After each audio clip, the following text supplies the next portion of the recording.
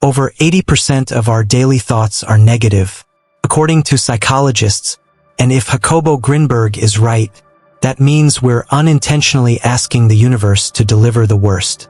A scientist who explored both shamans and physics, Grinberg believed your mind isn't just a thinking machine, it's a powerful tool to bend reality. So, what happens if you change the frequency of your thoughts? Think about it.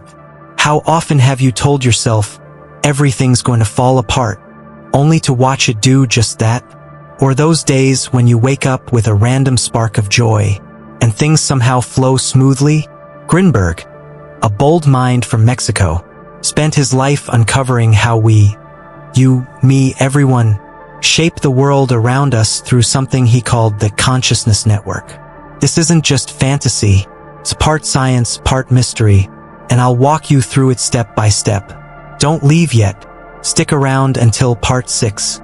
I've dug through tons of research, from neuroscience to ancient wisdom, to bring you detailed, super practical insights on how to turn your thoughts into reality. If you find it intriguing, hit that like button and subscribe. My channel's aiming for its first 1,000 subscribers, and your support means the world to me as I create more content like this. Ready to dive in? Jacobo Grinberg didn't just toe the line between science and spirituality. He leapt over it with both feet, daring to ask questions most wouldn't touch. Born in Mexico amid social upheaval, he wasn't content with the dry, sterile world of neuroscience alone. Instead, he wove it together with the vibrant, ancient wisdom of indigenous shamans. His big idea? Consciousness isn't just a passive observer. It might actually shape reality. He called it the consciousness network, this wild notion that we're all plugged into a shared energy field, where every thought, every flicker of emotion, sends ripples out into the universe. Sound crazy? Maybe not as much as you'd think. If you peek into quantum physics, and trust me, it's worth the mental stretch, there's this thing called quantum field theory. It paints the universe as one giant, humming energy field, connecting everything from the tiniest particle to the farthest galaxy. Physicist David Bohm took it further with his Implicate order, a hidden framework where all things intertwine and influence each other. Grinberg's ideas vibe with that, but he didn't stop at the science. He threw in a spiritual twist. What if our minds aren't just watching the show but writing the script? Take a step into Buddhism, and you'll see echoes of this too. Karma isn't just some cosmic scorecard. It's the energy of your thoughts and actions rippling out, shaping what comes next. Picture this. You're having a rough day, snap at someone, and suddenly their mood tanks too. That's a tiny, real-world ripple. Grinberg might say it's not just between you and them, it's hitting the whole network. But here's where it gets juicy. If consciousness can bend reality, why do bad things still happen even when we're trying our best? I mean, how many times have you willed something good to happen, only to watch it crash and burn? That's the pushback Grinberg's ideas face. If the universe is always saying yes to our minds, why is there so much chaos and pain? Maybe it's not about one person's intent. It's the mess of everyone's consciousness clashing in this giant energy soup. Think about it. 7 billion people all thinking, feeling, projecting. What kind of wild interference pattern does that create? Grinberg might have been onto something huge here, but it feels like he only scratched the surface of that collective tangle. Ever wonder how your own thoughts might be bouncing around out there? Next time you're stuck in traffic or sipping your coffee, imagine the vibes you're sending into this invisible web. Could be fun to play with, or a little freaky depending on your mood. Grinberg's work leaves us with that kind of curiosity. Not tidy answers, but a nudge to keep digging, keep questioning. What do you think? Does it make you want to test the theory yourself? Grinberg saw reality as this invisible energy web, a place where every intention and emotion you toss out there doesn't just sit still. It spreads, mingles, and dances with everything else.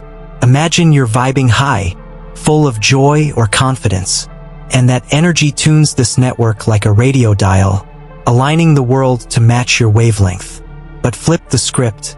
If fear or doubt creeps in, it's like static on the line, scrambling the signal and blocking what you're trying to bring into being. Wild, right? It's almost like the universe is this giant cosmic dance floor, and your energy decides the rhythm.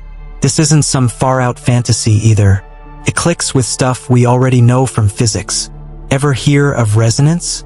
It's when two frequencies sync up and amplify each other, like two guitar strings humming together. Science backs this up too. The folks at the HeartMath Institute found that when you're in a positive emotional state, say, gratitude, your heart and brain waves sync up, boosting your personal energy frequency. On the flip side, stress throws everything out of whack, like a DJ fumbling the beat. Grinberg might not have had the fancy tech to measure it, but it's like he felt this truth in his bones way before the data caught up. Now, if you lean into the spiritual side, this sounds a lot like Taoism. The Tao's all about flowing with the universe's natural groove. Get in step with it and life feels smooth and right. But here's where I start scratching my head. If this energy network responds to every vibration we put out, what happens when my vibe clashes with yours? Picture a basketball team. Every player's buzzing with the intent to win, radiating that champion energy. But only one side's walking off with the trophy. So who's steering this thing when personal intentions slam into the collective mess?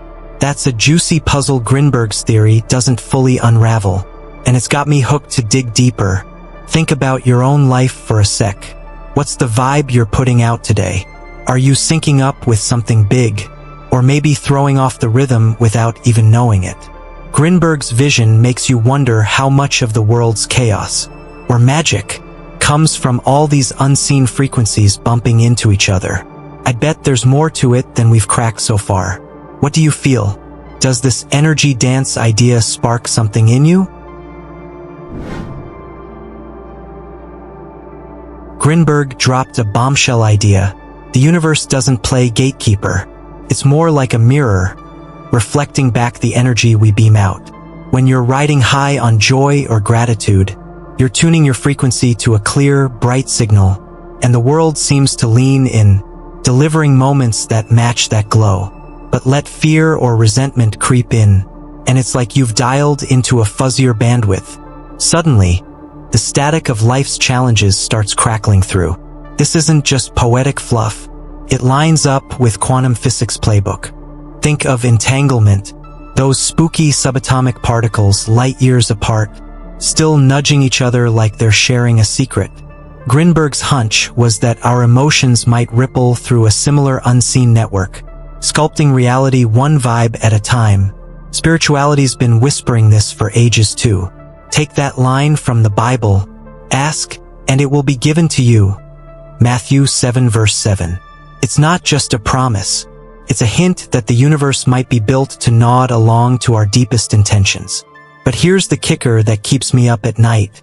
If the cosmos is always saying yes, why do people who radiate light still get blindsided by darkness? You've seen it. Someone who's all about mindfulness, who pours positivity into the world, yet they're hit with a curveball that'd knock anyone flat. Is the universe really that simple, just parroting back our personal energy? I'd argue there's a deeper layer we're missing, something Grinberg's lens only grazed.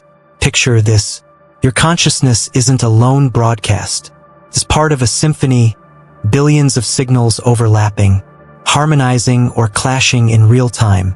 Say you're that person meditating every dawn, aligning your inner world with peace. Then a crisis storms in. Maybe a literal hurricane, maybe a personal one. It's not that your frequency faltered. It's that the collective web, this chaotic tapestry of human intent, threw a wild card your way. Science backs this complexity too. Think of how brain waves sync up in groups, or how a crowd's mood can shift a room. One study even showed how heart rhythms align when people connect deeply. Now scale that to humanity. Your yes might get drowned out or amplified by the chorus. So where does that leave us? It's both thrilling and a little daunting.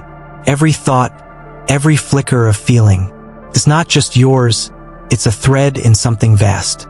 Next time you're caught in a quiet moment, maybe sipping coffee or staring out a window, ask yourself, what's my signal doing out there?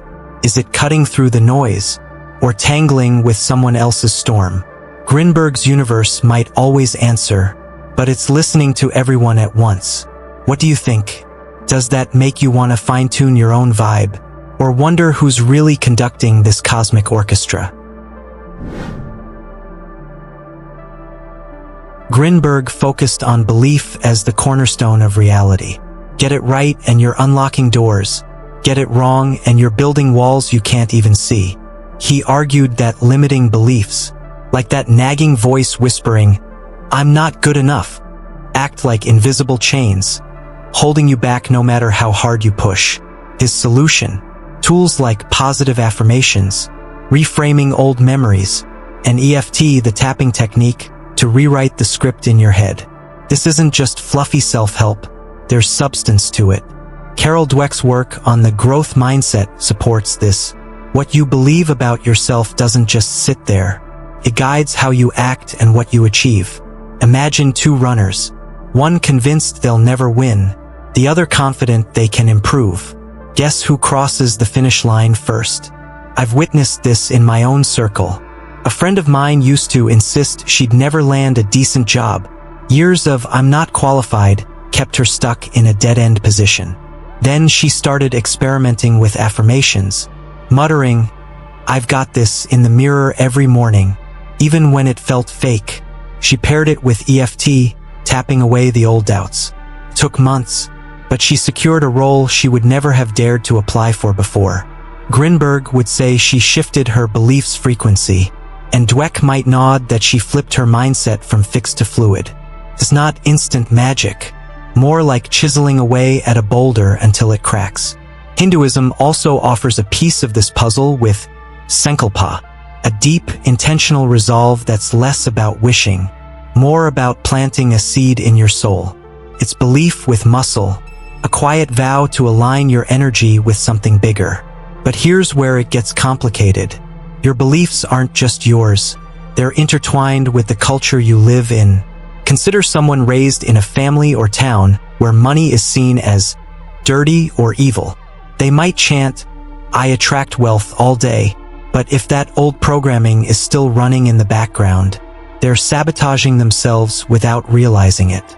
I knew a guy like that, worked hard, but every success came with guilt, as if he didn't deserve it. It took him years to recognize the clash between his affirmations and the vibes he'd absorbed as a child. So what does that mean for you? Have you ever found yourself stuck on a belief that's more baggage than truth? Maybe, "I'm bad with people," or "I'll never get ahead." Grinberg's toolkit, those affirmations, that memory tweak, can start to loosen it, but you need to dig deeper. Where did it come from? Your parents? Your peers? The world you grew up in? I bet there's a story there, a moment that locked it in. Try this. Next time that voice pipes up, talk back, out loud if you're brave, and ask what it's really protecting you from. Flip it into something that lifts you instead. Have you ever tried rewiring a belief like that? Share your experience. What shifted, or what's still holding you back? This stuff is too intriguing to ignore. Grinberg saw visualization as more than just daydreaming. He treated it like a tool to code reality itself, blending sensory vividness with raw emotion. Neuroscience gives this a nod. When you imagine something intensely, your brain doesn't just sit idle. It lights up the same motor and sensory regions, as if you're actually doing it. Take Guang Yu's experiment. He had people visualize flexing their muscles. No gym required, and their strength still spiked, sometimes by double digits. It's wild to think your mind can trick your body into leveling up, all from the comfort of your couch. I've dipped my toes into this myself. Back when I was prepping for a big presentation, I didn't just rehearse the slides. I pictured the whole scene. The room buzzing, my voice steady, the crowd leaning in, and that sweet wave of applause at the end. I could practically feel the weight of it. And you know what? The real thing blew past my expectations. Smooth delivery, engaged faces, even a couple wows from the back. Felt less like luck, more like I'd laid the groundwork in my head. Grinberg would probably say I'd tuned my energy to pull that moment into being. And honestly, it's hard to argue after living it. But here's where the gears start grinding. If visualization's this powerful, why hasn't anyone conjured up world peace yet? I mean, imagine millions of us picturing harmony, doves flying, hands shaking across borders, the works. Shouldn't the universe hit play on that movie by now? It's a fair jab, and it's got me wondering if there's a catch. Maybe the juice of visualization maxes out when it slams into the collective consciousness. One person can shape their corner of reality, like nailing a talk or boosting a bicep, but scaling that to billions of minds, that's a different beast. It's like trying to sync a stadium full of drummers. Your beat might be tight, but good luck getting everyone else on rhythm. Think about your own life for a sec. Ever tried picturing something small, like acing a test or landing a win, and felt it click? It's almost spooky how the brain blurs the line between fake and real. Science says those mental rehearsals prime your neural pathways, so when the moment hits, you're not starting from scratch, you're already mid-stride. But then zoom out. What if we're all visualizing at once? Our signals crisscrossing, canceling each other out or piling into something chaotic. Grinberg's idea hints at that tension. A personal superpower tangled in a global web. Next time you close your eyes and build a scene in your mind, ask yourself, how far can this really reach? Does it stop at your doorstep, or could it ripple bigger if we all got on the same wavelength? I'd love to hear what you've seen work, or not, in your own experiments. Grinberg pegged emotions as the powerhouse of our vibrational energy, the fuel that sets the tone for reality itself. When joy kicks in, it's like revving up your frequency. Everything hums smoother. Doors you didn't even see start creaking open. Fear, though? That's the wrench in the gears, clogging the flow and dimming the signal. He didn't leave us hanging with theories. He threw out real moves like deep breathing, meditation, and yoga to tweak the dial. Science jumps in to back him up too. Barbara Fredrickson's Broaden-and-Build theory lays it out. Positive emotions don't just lift your mood. They widen your perspective, spark fresh ideas, and pave the way for better breaks. It's not fluff. It's your brain stretching its wings while fear keeps it caged. I felt this shift myself. A while back, I was drowning in the grind, work piling up, sleep a distant memory, tension coiling tight.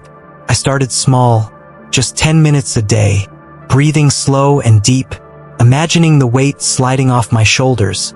No incense, no chance, just me and the air. It wasn't instant, but bit by bit the fog lifted, ideas clicked, stress loosened its grip.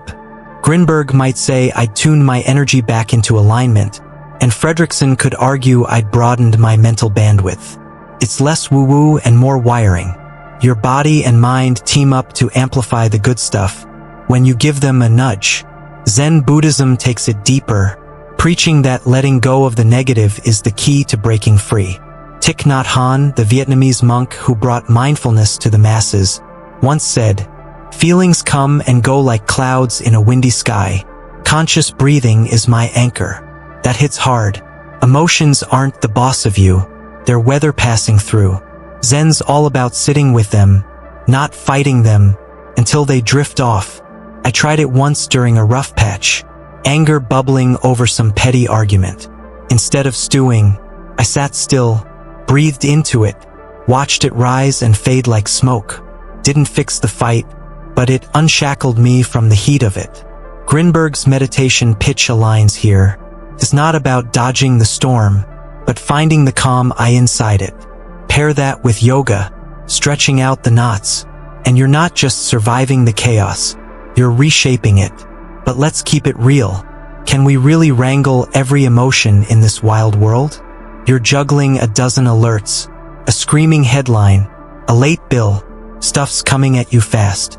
Total control sounds like a pipe dream, and honestly, I'm not sold on it. Life's too raw for that.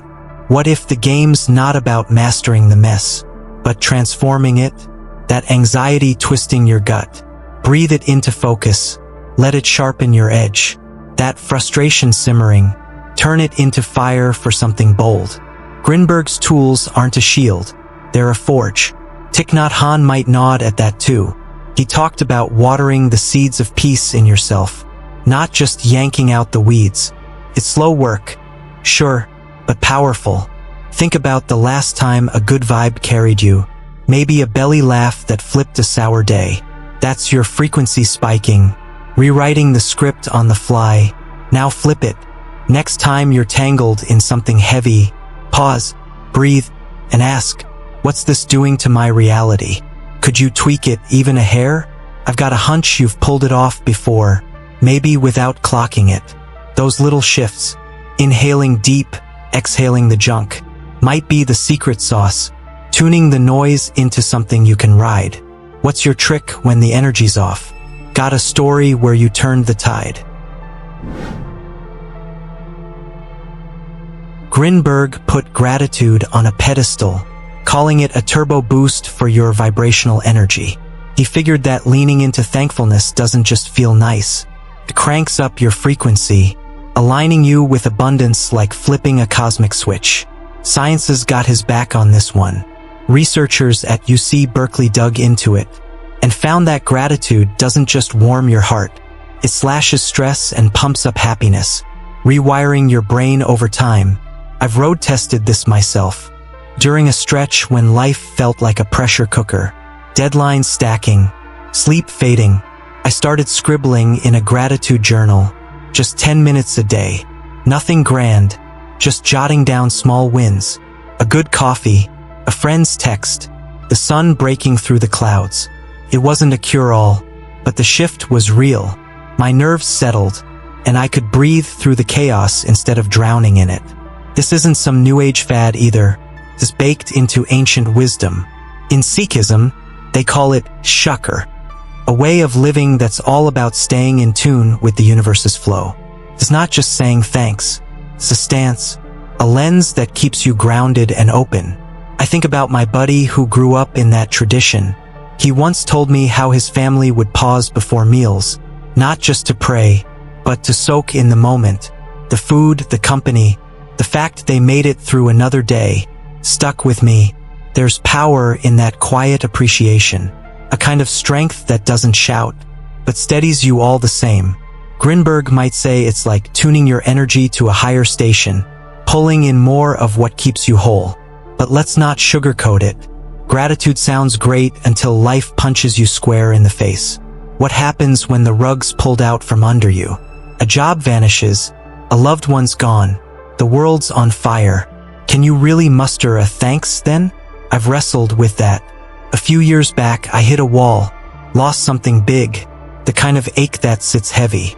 Writing, "I'm grateful for my dog," felt hollow when everything else was crumbling.